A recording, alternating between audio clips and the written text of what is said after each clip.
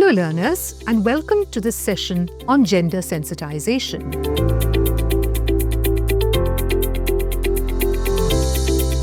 We will deal with this session in two parts. In the first part, we will try and understand gender. Now learners, you know that gender justice and gender equality are very, very important aspects of being in a democratic society. Gender is one of the most significant identities in the life of an individual and in social life. For instance, as soon as a baby is born, the first question that is asked is it a girl or a boy? The answer to this question is likely to shape and influence the course of the child's life, their choices, opportunities, privileges, and also discriminations. In many societies, including ours, we find that there is a very strong son preference. Having a son is considered a very, very important aspect of carrying forward the family. There are also religious beliefs about the son being the one who will give the last rites to the parents. Because property is usually inherited in the line of the son, the continuation of the family and the continuation of the family business is also associated with having a son. Daughters are often considered as temporary residents, or we use frequently this term paraya dhan, that is another person's wealth, who will eventually leave for their marital home. So having a girl is not really given the same importance and given the same status as having a male child. Gender discrimination and inequality is a harsh reality of society. You may have observed it in your day-to-day lives, you may have seen it in the world around you, and this is quite clearly against human rights and social justice. Gender equality is a very crucial goal towards creating a just society. You are probably aware of the Sustainable Development Goals identified by the United Nations. And of these 17 Sustainable Development Goals, or SDGs, gender justice is a very, very important goal. And in fact, it is a cross-cutting goal which impacts all other aspects of sustainability and of justice. Therefore, gender sensitization is very, very important for all of us to foster civic awareness and to ensure equal opportunities for all. You will be entering the workforce. There will be men and women both in the workforce. And therefore, it is very important that you are aware of what gender is, what are the rights that accrue to all genders, and how gender injustice or gender indiscrimination can be dealt with or combated. So let's first try and understand what we mean by this term, gender. You may think that this is a very strange question, because after all, when we think about gender, we simply think whether a person is a male or a female. But there is a lot more to it than meets the eye. We find that a distinction is made by scholars of gender between the terms sex and gender. So the term sex refers to the biological attributes, what organs, what chromosomes an individual has, that determine whether they are female or male. But gender refers to a social category or a social construct. Let us explain this further. So like we've mentioned, biological sex is assigned on the basis of an individual's sexual organs and chromosomes. On the basis of the sex of the child, the family, community, and society expect certain kinds of behavior, attitudes, and values from the child. Certain attributes are ascribed to males and females. For example, boys are expected to be bold and outgoing.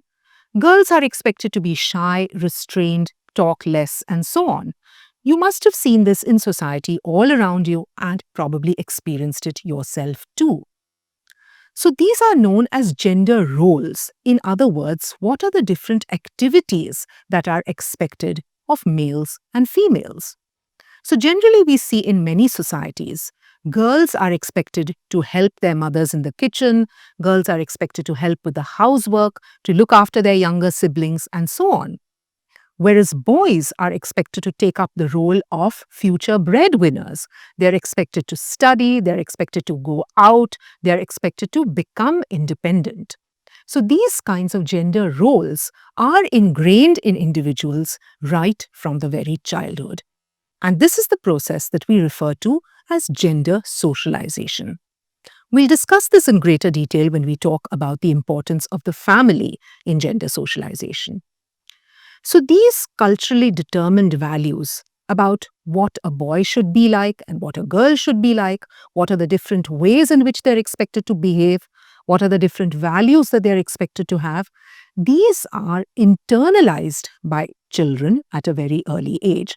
So we grow up with an understanding of what kind of behavior is expected for us as males or as females. And this process of gender socialization is something that all of you must have undergone. So you need to reflect upon it and reflect about how your understanding of gender is, in a way, determined or shaped by your gender socialization. So society and culture exercise very powerful control on what is considered as acceptable or appropriate behavior for both the sexes. You may have often heard terms like, oh, although she's a girl, she's doing this, or although he's a boy, he's doing that. So there are certain very strong ideas about what is appropriate behavior for both the sexes. So a person may be born a male or a female, but it is culture and society that creates men and women, which defines what is masculine and feminine, and prescribes appropriate and acceptable behavior based upon these distinctions.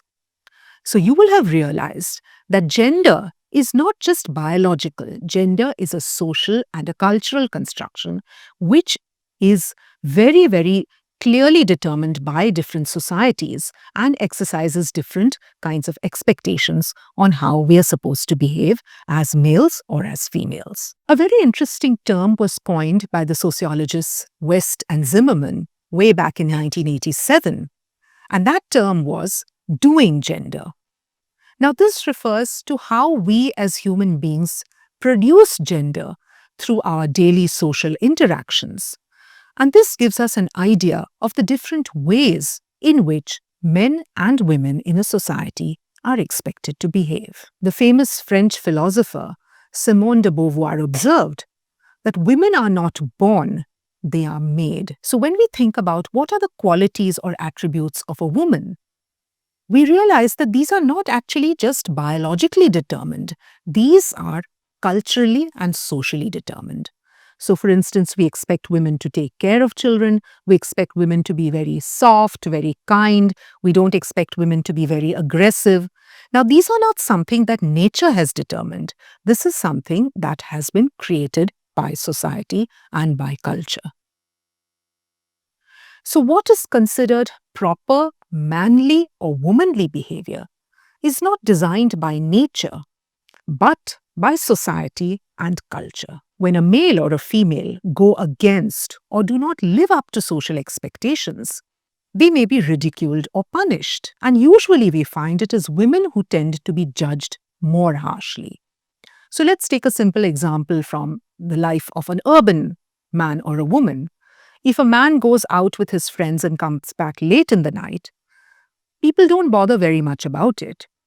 But if a girl goes out and comes back very late in the night, or she's out with her friends, it is considered something which is considered very, very inappropriate behavior in a conservative family or in a conservative society.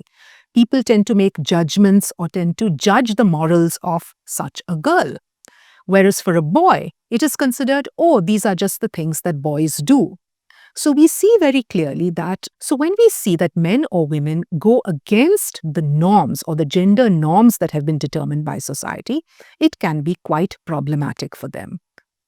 Men are expected to be very manly, very masculine. If there is a man who is much more soft in his demeanor or is very gentle, people make fun, they tease them, they say that they are unmanly. However, a woman who goes against the gender norms of what femininity is supposed to be is actually judged for her character. So we see that there are very, very strong double standards operating in society. And this really boils down to what we call patriarchy. So patriarchy is a system wherein men are given dominant positions and hold power and authority in society.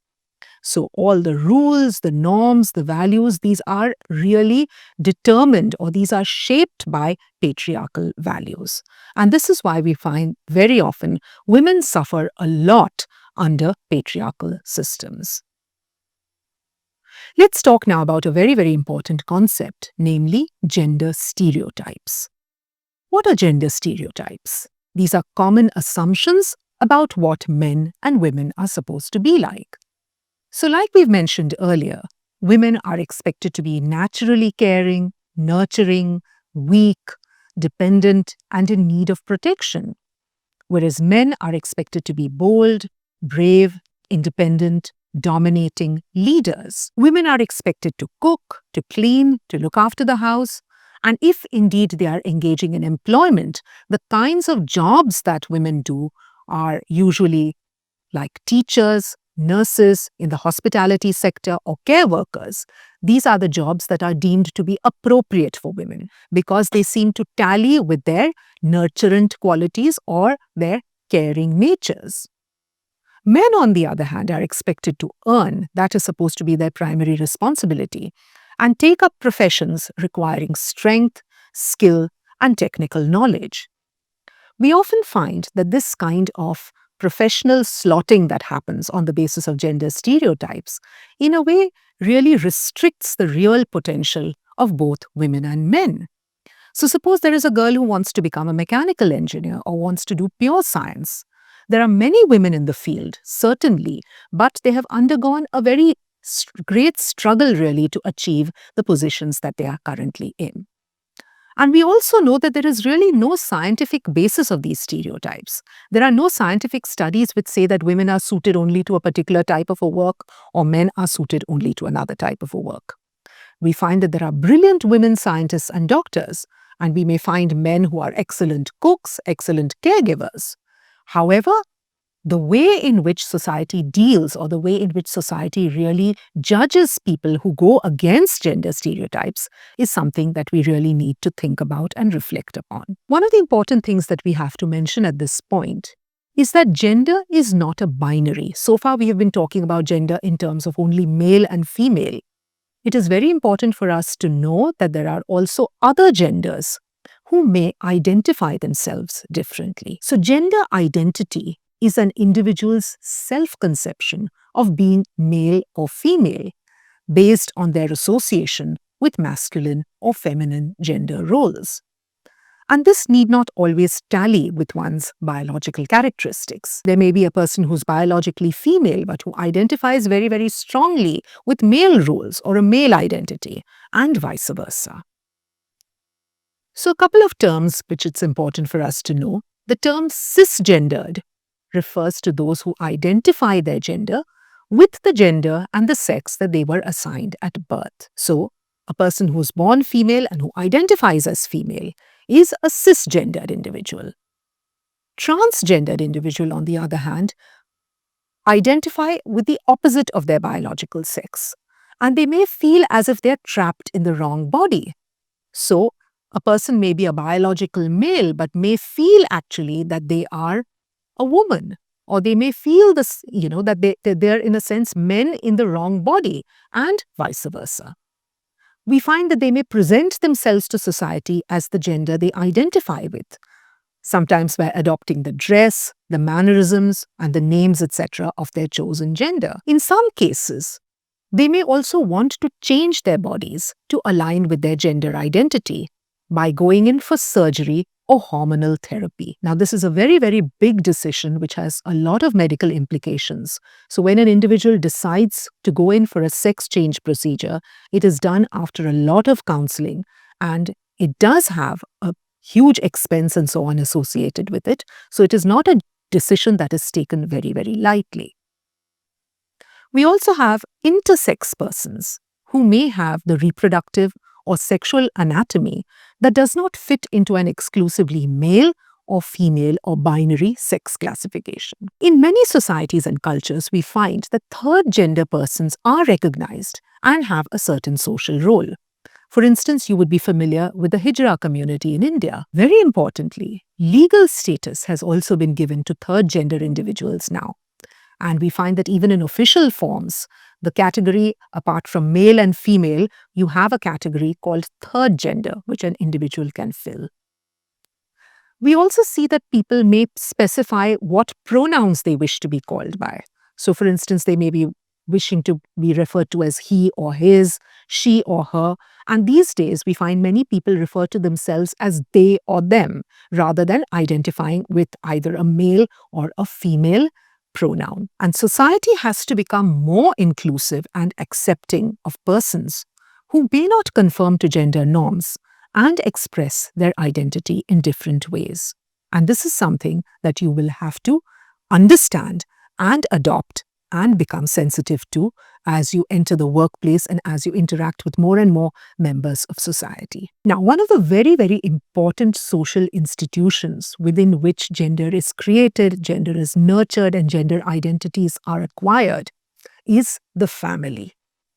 So the family is the main site or the main source of gender socialization and identity. And the new generation learns the norms, values, and life ways of their social group through the family. It is the primary agency of identity formation within which individuals learn what roles they are expected to play and what positions they will occupy. The family enables an individual to develop a sense of self. So the unsocialized individual organism becomes a social person in the family. Think about your own growth and development in your families. It is your family that gives you a sense of who you are, what your identity is, what is your place in society, right? So these are some of the very, very important functions of the family. Now, when we talk about gender and the family, let's look at the Indian scenario. We've earlier mentioned that son preference is something very, very common in many societies, and it is certainly very much a part of Indian society. So from her very birth, we find that the girl child is made to feel less valuable than a male child in many instances. And male children, their birth is usually welcomed with celebration, feasting, and so on. Of course, things are changing. But nevertheless, across society, we find that by and large, this preference for a male child is very, very strong. There are numbers of folk sayings and proverbs in all the regional languages. So, for instance, bringing up a daughter is like watering a plant in another's courtyard. This is a translation of a very, very common saying. So, this whole notion of the daughter being a temporary resident in the family, somebody who will go out of the family, who will get married and move to another family. So, in other words, she is somebody who does not have the same rights and entitlements over the family that she is born in compared to her brothers. We find that girls are trained to do tasks such as cooking, cleaning, washing clothes, helping with childcare, and all these are considered as women's work. Now, who has decided this is women's work? It is society and culture. In some families, we find girls are often made to eat leftovers, or their food intake is restricted, or certain kinds of foods are not given to them. They're expected to learn how to be patient, how to restrain themselves, and how to cope with pain and deprivation. Leela Dubey's paper, written in 1988, on the way in which girls are socialized is a very, very important paper and will give you lots of very, very rich examples on the socialization of girls in the patriarchal Indian family. What about men? Males are considered as those responsible for the continuity of the family. They are the inheritors who are responsible for the care of the elders in their later years. And as we've mentioned earlier, they are the ones who are expected to perform the last rites for their elders when they pass away. So we find that boys and men have a sense of entitlement and belongingness to the family, whereas the daughter, as we've already mentioned, is considered as a temporary resident. Of course, things have changed a great deal. We find that girls are now educated, they're getting jobs. Many girls also support their parents and other family members. However, cultural values are still very, very strong. And we find that no matter how academically and professionally qualified and successful a girl or a young woman is, compulsory marriage and motherhood is really the norm. So, no matter if a girl is a very successful executive or a very successful professor, the question always remains, when is she getting married? So, this is something which is considered a very, very important requirement for a successful life for a woman. And because of this, she is under constant scrutiny. Her behavior, the way she conducts herself in society, are always scrutinized or always monitored by the society. And this can lead to a lot of psychological stress as well as a sense of social isolation. And no matter how qualified, how successful she may be, if she's single, she's made to feel as someone odd, someone inadequate, someone who's not normal. So let us sum up what we have discussed so far about how gender is socially constructed. We find that gender is one of the most important categories in society, which shapes our experiences throughout our lives. It refers to the way in which culture and society expect individuals with particular biological characteristics to behave and the roles and responsibilities that they're expected to perform. Gender discrimination is a harsh reality in society, and patriarchy places women in an inferior position to men. In the second part, we will discuss how gender operates in the various social institutions such as education, the workplace, law, media, and the need for gender equality and gender justice. Thank you.